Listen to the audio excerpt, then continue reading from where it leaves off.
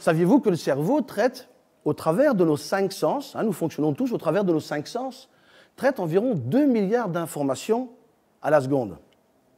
Pour éviter que vous deveniez fou, que fait le cerveau? Il va faire un tri. Mais sur quoi va être basé ce critère de tri?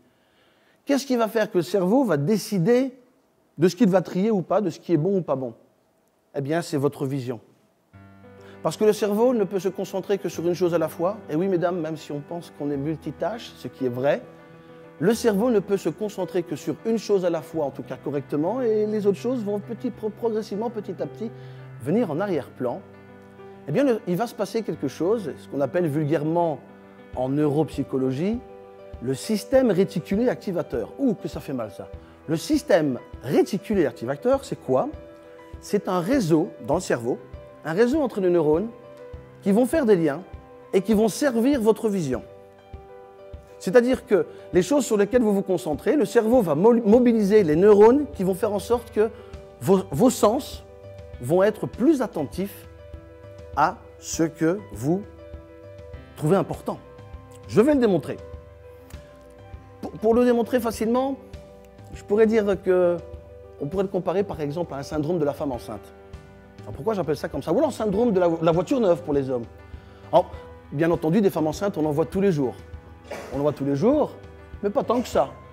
Mais il suffit que vous viviez une grossesse, que d'un coup, il semble qu'il y ait encore plus de femmes enceintes autour de vous, que ce soit un père ou une mère. Ou alors le syndrome de la voiture neuve. Vous allez chez le concessionnaire, vous vous achetez une voiture, vous avez pris les options, la couleur, vous êtes convaincu que votre voiture elle est unique, elle est faite pour vous. Vous la recevez, vous recevez les clés, vous êtes heureux, vous sortez, punaise, premier feu rouge, exactement la même que la vôtre.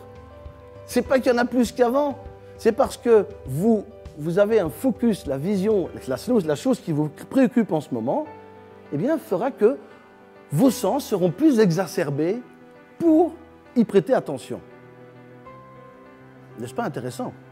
Les mots que nous utilisons sont une forme d'expression qui nous permettent d'avoir un contact social.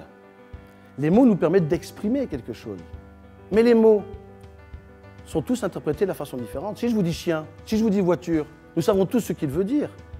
Mais chacun d'entre nous se fera une vision différente du chien dans son cerveau. Ce qu'il faut savoir, c'est que le cerveau interprète les mots en images. On se fait une image différente d'un chien. Ça peut être un épagneul, un caniche, un Doberman, n'importe quoi. La voiture, ça peut être pour les hommes la Lamborghini et pour les femmes, juste la Nissan Micra. Peu importe. L'image est différente, mais on comprend tous la signification. C'est très important ça. Le cerveau interprète vos mots en images. Et chose très intéressante et très importante, le cerveau ne traite pas l'information négative. C'est-à-dire que le cerveau ne connaît pas la négation non plus. La négation a été inventée par l'homme dans le langage pour faire passer un message qui peut être interprété. Le cerveau ne connaît pas le non ni le ne pas. Alors ce qui est très important, parce que ça a des conséquences vraiment très intéressantes, c'est que par exemple, vous mesdames, enfin messieurs aussi probablement, quand vous dites, vous vous trouvez peut-être que vous devez maigrir un peu, et vous dites j'en ai marre de grossir et je vais faire un régime pour ne plus grossir, que fait le cerveau? Le cerveau ne retient qu'un seul mot, c'est le mot grossir. Et c'est sérieux, c'est pas de la blague. Le cerveau ne retient que le mot grossir. Mère Teresa disait quelque chose, je trouvais ça fabuleux ce qu'elle a dit. Mère Teresa a toujours dit, vous ne me verrez jamais à une manifestation contre la guerre, mais toujours pour la paix. Mais le cerveau ne fait aussi aucune différence entre ce que vous imaginez et ce que vous vivez. C'est véridique. C'est-à-dire que lorsque vous imaginez quelque chose, le cerveau réagit et met toute votre physionomie, un processus de mise en route de votre physionomie qui va réagir à ce que vous pensez. Un fantasme, par exemple, il ne se passe rien. Vous imaginez, tout votre corps se met à vibrer. Je ne vais pas plus loin. Et pourtant, il n'y a personne avec vous. Mais juste l'idée de penser à quelqu'un, tout votre corps réagit. Mais également, une peur. Repensez à vos peurs, tout votre corps se remet à revivre la peur. Le cerveau renvoie les signaux à votre corps et votre corps réagit en fonction de ce que vous imaginez. Alors pourquoi je dis ça? Eh bien, je dis ça parce que c'est très positif. Parce que dans la mesure où vous vous fixez des objectifs et que vous avez une vision claire de ce que vous voulez de votre vie, de ce que vous voulez de votre entreprise. Quand je dis clair, ce n'est pas je veux aller quelque part. Si je veux faire ça et être spécifique dans ce que vous dites, vous y arriverez probablement beaucoup plus facilement que si vous ne le voyez pas. Qu'est-ce qui fait tout à l'heure que Laurent a mis la planche devant lui? C'est qu'il a fait une fixation sur le pistolet et non plus mobiliser son cerveau à trouver une solution ou développer une créativité pour se débarrasser de cette planche. Vous voyez où je veux en venir? Le cerveau ne fait aucune différence entre ce que vous pensez et vivez. Un rêve, vous faites un rêve, vous vous réveillez parfois en sursaut, vous n'avez pas physiquement assisté à ce qui se passe, mais votre cerveau renvoie ces signaux à votre corps qui réagit instantanément. Mettez-vous dans une situation positive, dans des visualisations positives qui vous permettront même physiquement de vivre l'expérience. Échec fait partie de notre vocabulaire quotidien. J'ai échoué, je suis naze, je ne suis pas bon, j'y arrive pas, je suis mauvais. Eh bien, c'est vrai que si pour vous le mot échec, qui est souvent chargé d'émotions négatives, tant que vous l'aurez en tête, vous vous sentirez mal face à ces échecs. Mais un échec, c'est quoi? Et si on décidait d'utiliser un autre mot? Mais pas l'échec, mais plutôt, c'est une expérience, c'est un résultat, c'est un défi. Un échec, ce n'est jamais une fin. Ça peut être considéré comme le début d'autre chose. C'est une expérience, c'est un retour d'une action que vous avez menée, et vous n'avez pas de regret à avoir. Au moins, vous avez le mérite d'avoir mené une action, d'avoir fait quelque chose. Mais si vous décidiez de ne plus parler d'échec, mais d'expérience, qui fut difficile, certes, qui fut compliqué, probablement, mais mentalement, le choix des mots que vous utilisez a beaucoup d'importance sur ce que vous allez vivre. On a le mot « problème ». Eh bien, un optimiste aura plutôt tendance à utiliser des mots positifs, chargés de positivité, pour en faire quelque chose de constructif. Eh bien, en effet, si vous n'arrêtez pas de regarder les problèmes, eh bien, vous allez être concentré sur des problèmes. Et je vous propose, par exemple, de ne plus utiliser problème, mais plutôt d'utiliser des mots comme défi, difficulté. Alors, ça peut paraître simpliste, ça, mais regardez l'effet que ça a sur vous lorsque vous changez votre vocabulaire. Vous ne vivez plus des problèmes, mais vous vivez des défis. Vous vivez des difficultés. Et ça, un optimiste est capable de le voir. Oui, la vie, parfois, est difficile, mais il va essayer d'en donner un sens positif. La façon dont vous utilisez les mots influencera toujours votre perception de la vie, mais également vos actions. Ce qui est important de savoir, c'est que souvent, dans nos prises de décision, nous les prenons, nous les intellectualisons, et ce sont souvent nos peurs qui nous empêchent d'avancer. Nous sommes convaincus que nous n'allons pas y arriver. On appelle ça le manque de confiance en soi, ou alors peut-être les expériences du passé qui font qu'on ne va pas y croire. Mais vous savez, il y a des gens comme Thomas Edison, par exemple. Et si vous lisez la biographie de tous ces gens, mais extraordinaires, et je suis sûr que dans cette salle, nous avons des gens extraordinaires, vous êtes tous des gens extraordinaires parce que vous avez votre vie. Mais je prends l'exemple de Thomas Edison, qui a inventé, enfin je pense qu'il a fait 18 000 brevets différents, dont entre autres l'ampoule à filament, l'ampoule électrique.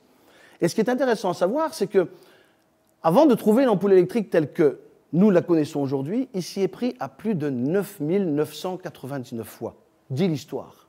Et un jour, au bout de la 9 999e fois, un de ses amis proches vient chez lui dans son laboratoire et fait « Thomas, arrête, c'est bon quoi, tu vois bien, ça sert à rien, ça marche pas. Écoute, c'est pas possible, ça fait combien de fois que tu essayes? 9 999 fois, laisse tomber !»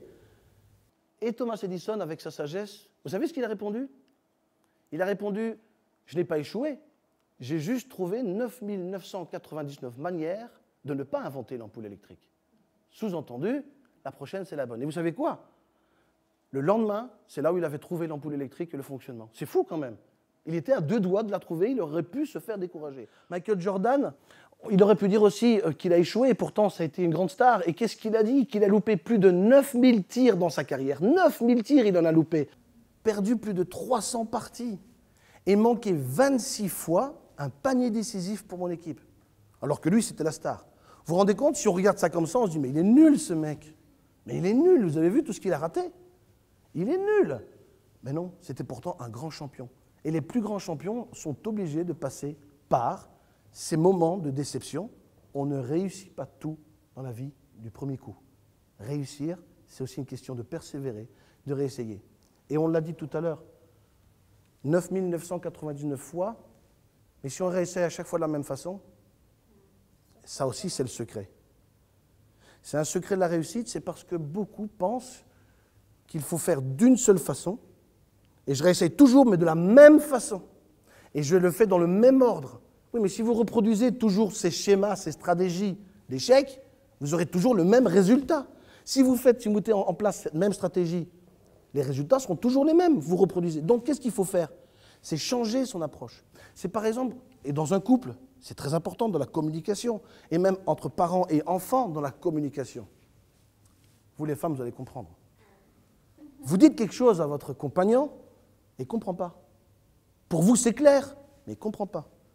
Et quelle est l'erreur que beaucoup de femmes font? Elles répètent la même chose, et il ne comprend toujours pas. Et puis, vous savez ce qui se passe? Au bout de 3 fois, vous commencez à vous énerver. Mais punaise, ça fait 3 fois que je te le dis, quoi. Mais c'est clair. Mais maintenant, c'est clair pour qui? C'est clair pour vous. À partir du moment où vous vivez des expériences ou des résultats, votre état d'esprit changera instantanément. Vous avez vécu le résultat d'un choix. Vous avez fait un choix, eh bien vous en récoltez le fruit de vos choix. Ce qui a pour conséquence que cela nous responsabilise aussi beaucoup. Vous voyez que le succès, au fond, c'est une accumulation de plusieurs échecs parfois. Donc est-ce que l'échec est une finalité en soi? Vous savez, on dit souvent, l'échec, on le compare souvent à tomber, mais l'échec, c'est pas de tomber, c'est de rester couché par terre. C'est ça qui est important.